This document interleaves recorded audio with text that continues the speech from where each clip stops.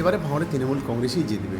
বাংলার মানুষ এসআইআরের মধ্য দিয়ে যাদেরকে ডিলিট করা হয়েছে বা যাদেরকে এখনও আন্ডার জুডিকেশনের মধ্যে আছে, যাদের হিয়ারিং চলছে, মানুষ কিন্তু যোগ্য জবাব দেবে। বিজেপি মুখ থুবড়ে পড়বে গোটা বাংলায়। ফলে ভাঙড়ের মানুষ উন্নয়নের নিরিখে তৃণমূল কংগ্রেসকে ভোট দেবে, এটা আমার আত্মবিশ্বাস।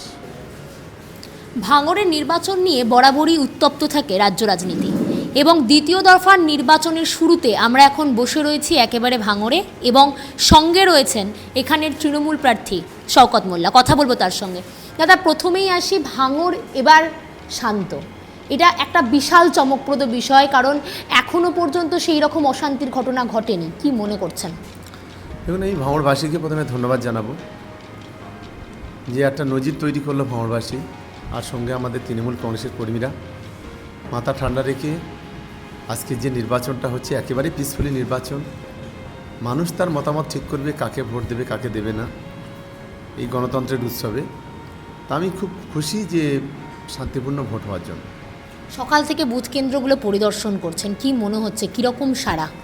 দেখুন, মানুষ, মমতা বন্দ্যোপাধ্যায় বাংলার মানুষের সঙ্গে 365 দিন আছে, জন্ম থেকে মৃত্যু পর্যন্ত আছে। স্বাভাবিক কারণে এবারে ভাঙড়ে তৃণমূল কংগ্রেসই জিতবে, আমরা জিতব আমি আশা করছি। সম্প্রতি এখানে আপনাদের ওপর হামলার একটি ঘটনার অভিযোগও উঠেছে, আপনারা তুলেছেন যে আইএসএফ কর্মীরা আপনাদের ওপর হামলা করেছে। কেন, কি কারণে এবং কি ঘটনা ঘটেছিল যদি বলেন? দেখুন, আইএসএফের কাজ হলো প্রতিটা মুহূর্তে সন্ত্রাসবাদী কার্যকলাপ করা। ওদের কাজ হলো বিভিন্নভাবে অরাজকতা বিশৃঙ্খলা করা, এটা ওদের কালচার। আপনি 23-এর নির্বাচন দেখুন, 21-এর নির্বাচন দেখুন, 24-এর নির্বাচন দেখুন, প্রতিটি ক্ষেত্রে এদের কাজ হলো এইটা। সেই থেকে এদের মূল এরা হতাশাগ্রস্ত হয়ে পড়েছে অনেকটা, যার কারণে ওরা এই নোংরা খেলাগুলো খেলছে। এই কেন্দ্রের বিধায়ক নওশাদ সিদ্দিকী, তিনি এবারেরও আইএসএফ প্রার্থী, আপনি ক্যানিং পূর্বের বিধায়ক এবং এখানে লড়াই করছেন। কি মনে হচ্ছে লড়াইটা কতটা হাড্ডাহাড্ডি?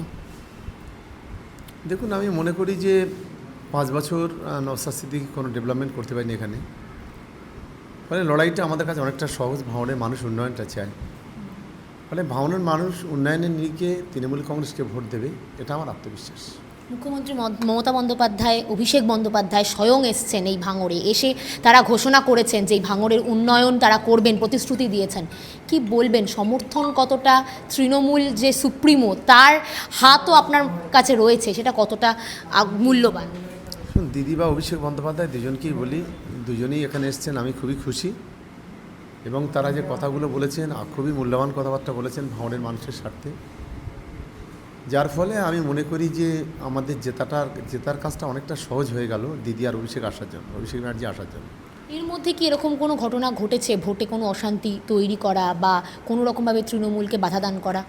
দেখুন, গোটা ভাঙড় জুড়ে গত 10 দিন ধরে বোমা পুরো সাপ্লাই দেওয়া হয়েছে প্রতিটা গ্রামে গ্রামে পাড়ায় পাড়ায়। কিন্তু আমরা আমাদের কর্মীদের একেবারে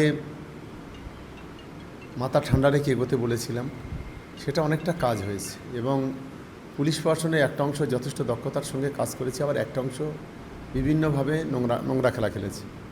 সব মিলিয়ে মোটামুটি এটা ভাঙড়বাসী জয় বলবো আজকের এই শান্তিপূর্ণ ভোটের জন্য। গত 5 বছর আইএসএফের শাসন দেখলেন এবং এরপর যদি তৃণমূল ক্ষমতায় আসে, এই ভাঙড় কী উন্নয়ন পাবে? দেখুন, মানুষের সবচাইতে পরিকাঠামোগত যে উন্নয়ন যেটা, সেইটির উপর সবচাইতে বেশি আমরা গুরুত্ব দেব। সঙ্গে সঙ্গে গরিব মানুষের মাথার উপরে ছাদ এবং ভাঙড়কে এনকেডিএর আন্ডারে নিয়ে আসা, এটা হচ্ছে আমার মূল লক্ষ্য। আমি সেই লক্ষ্য নিয়েই এগোচ্ছি। যদি ভাঙড়ের মানুষের আশীর্বাদ দোয়া থাকে, নিশ্চিতভাবে আগামী দিনে, আগামী 5 বছরে ভাঙড়ের উন্নয়নের খোলনলচে বদলাবো, এটা হচ্ছে আমার মূল লক্ষ্য। এই কেন্দ্রে এসআইআরে বহু নাম বাদ গিয়েছে, প্রভাব পড়বে ভোটে? দেখুন, বাংলার মানুষ এসআইআরের মধ্য দিয়ে যাদেরকে ডিলিট করা হয়েছে বা যাদেরকে এখনও আন্ডার জুডিকেশনের মধ্যে আছে, যাদের হিয়ারিং চলছে, মানুষ কিন্তু যোগ্য জবাব দেবে। বিজেপি মুখ থুবড়ে পড়বে গোটা বাংলায়।